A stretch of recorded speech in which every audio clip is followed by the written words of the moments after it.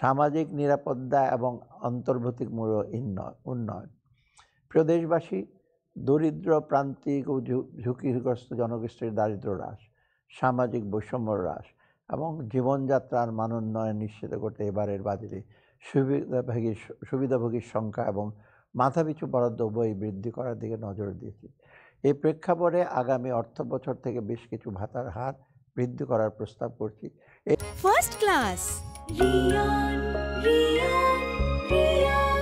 এর মধ্যে কয়েকটি উল্লেখযোগ্য হলো বয়স্ক ভাতার মাসিক হার ৬০০ টাকা হতে ৬৫০ টাকায়, বিধবা ও স্বামীদের নিগৃহীতা মহিলাদের মাসিক ভাতা ৫৫০ থেকে ৬৫০ টাকায়, প্রতিবন্ধীদের মাসিক ভাতা ৮৫০ থেকে ৯০০ টাকায় এবং মা ও শিশু সহায়তা কর্মসূচির আওতায় প্রদত্ত মাসিক ভাতার হার ৮০০ টাকা থেকে ৮৫০ টাকায় বৃদ্ধি। এছাড়া অনগ্রসর জনগোষ্ঠীর জন্য মাসিক ভাতার হার ৬৫০ কোটি টাকা উন্নীত করার প্রস্তাব করছি।